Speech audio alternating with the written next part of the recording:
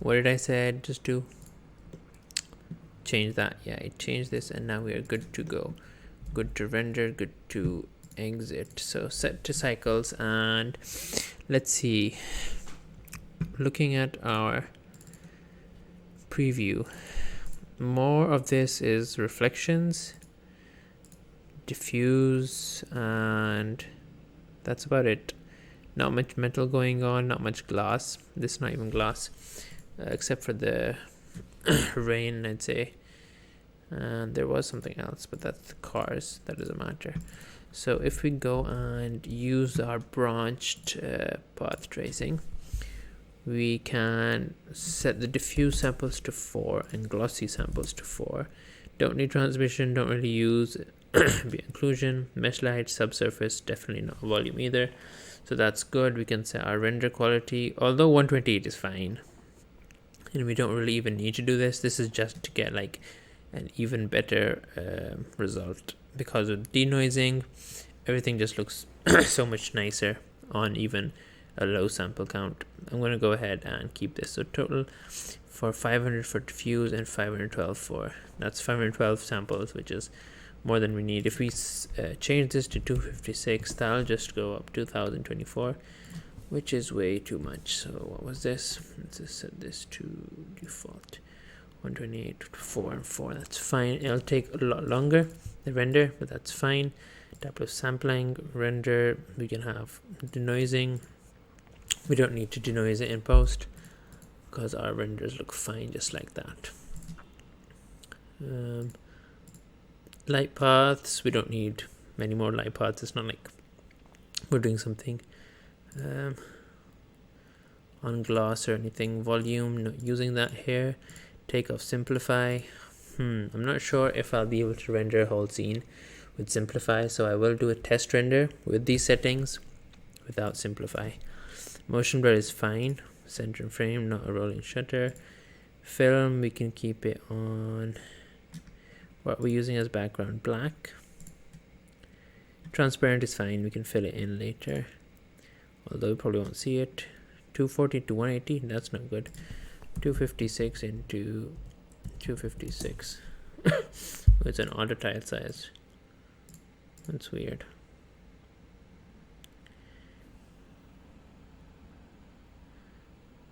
Okay, fine, we'll keep it as it is. Save buffers, persistent images. Everything looks good here on performance. Bake, grease pencil, medium high contrast. Yeah, we could set it to high, but I guess we'll have more control in post. That's done with our object scanner. Done with our scene settings. Now if we go back to 100, 1920 by 1080, and we're going to be cropping it out. Render region 80 to 280 is fine. Frame rate is fine. Go ahead and set this to a new folder because we want to say this final render. Final render and final. And PNG is good. Everything else looks fine. Post processing now, metadata. No, it doesn't matter. Let's go and select passes. Yeah, we need passes. Missed pass for volume if we want to add it. I probably might not now that the scene looks pretty good. Z is fine, normal, we don't need UV, don't need denoising. In case we want to isolate something, I'd say no, we don't really need any of these. I don't want to add a multi-pass EXR file inside it. Missed pass. Let's go ahead and forget about all these things. We don't need these. Passes, filter, override, denoising is fine. Everything is fine in here too. Now that we enabled the missed pass in here, I think we'll get an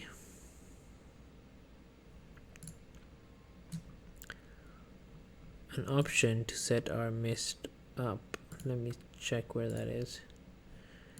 think it's over here somewhere.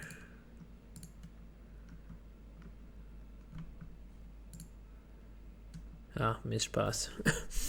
Missed pass. So start it at from our camera.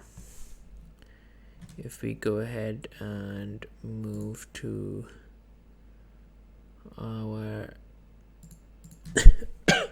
rendered view, and then we can shift over to our missed pass. Unless this crashes, let me go ahead and save it. Saved, good.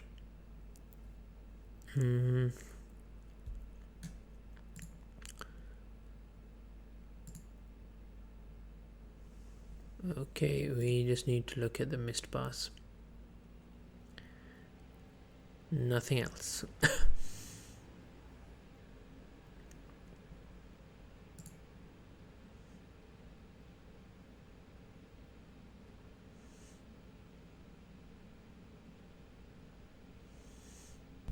Okay, so if we go back to our camera settings, and we have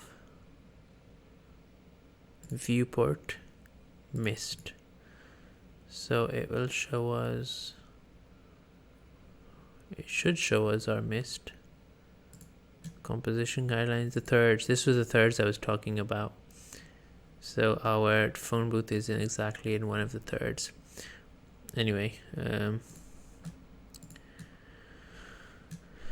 let's go ahead and set our mist. Do we have mist on? Mist on, and we want to see the mist limits.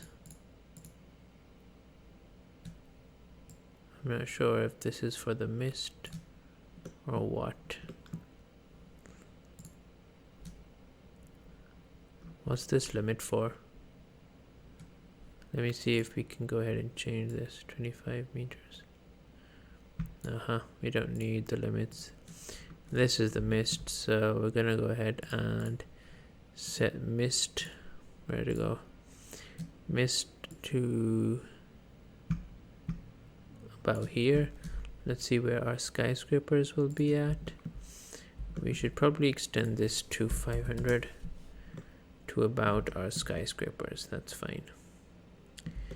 And it starts at 4.4 meters, which is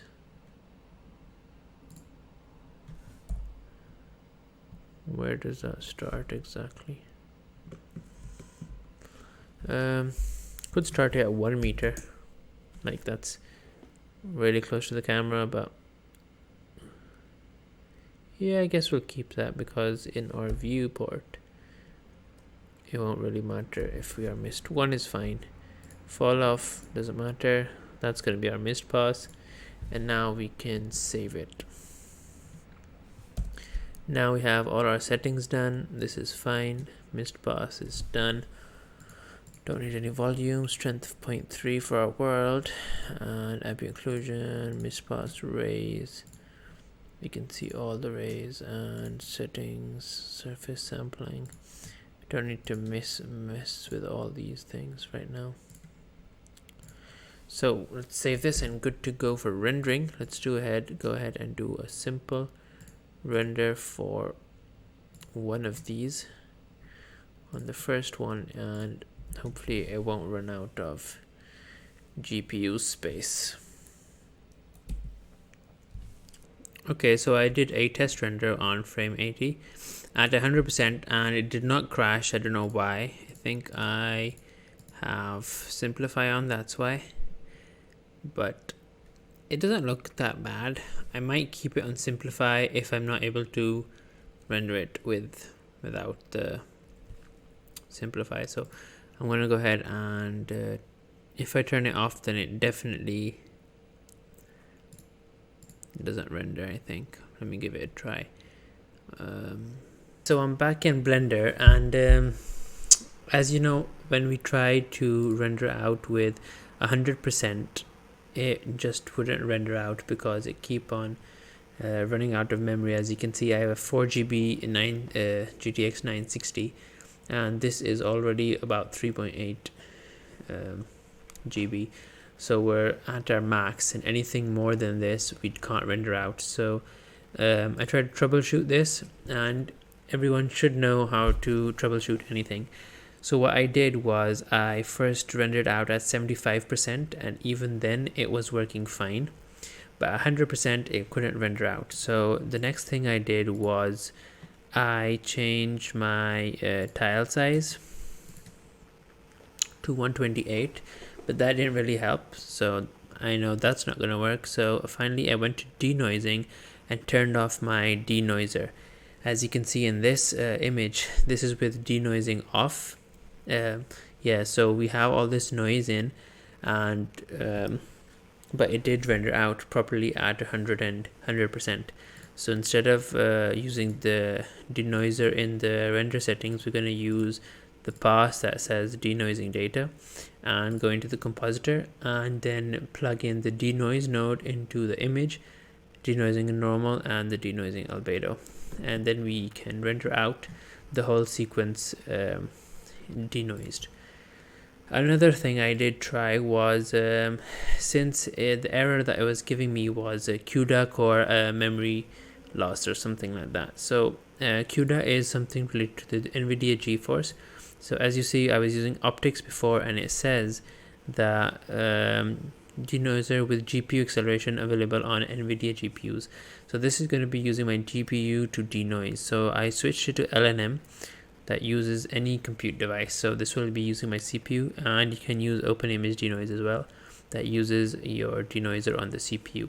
So my optics uses on the GPU, so I won't run out of memory if I use NLM or OpenImage Denoise. So I turned on the denoising, and this is the denoising with NLM on, and I don't think there's any significant difference to denoising with NLM or with optics.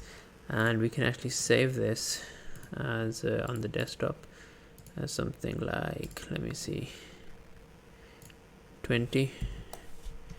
Save it as a PNG for now. And if we go ahead and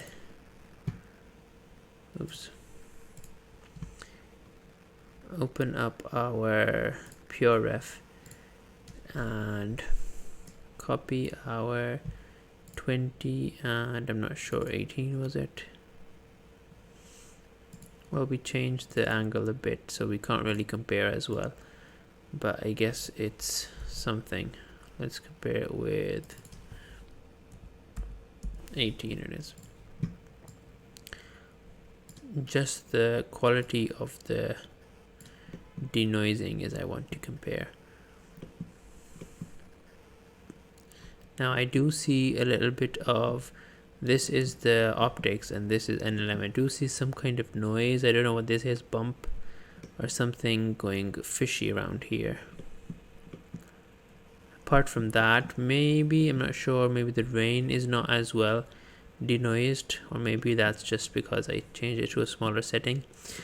But there is some subtle differences in the denoising in NLM and optics, and sometimes one is better, sometimes the other. Anyway, I think I will go ahead and render out our scene using NLM denoiser, and also, actually I won't be using, let's see, if we just check our render times, this was 11:49, this was 12, so we'll be saving about 20 seconds without the denoising. But I think we'll go ahead and denoise this. Let's see if we go into compositing. Yeah, if we denoise it, too bad we can't check this, or we would have. Can we use the image that we just saved as number 20?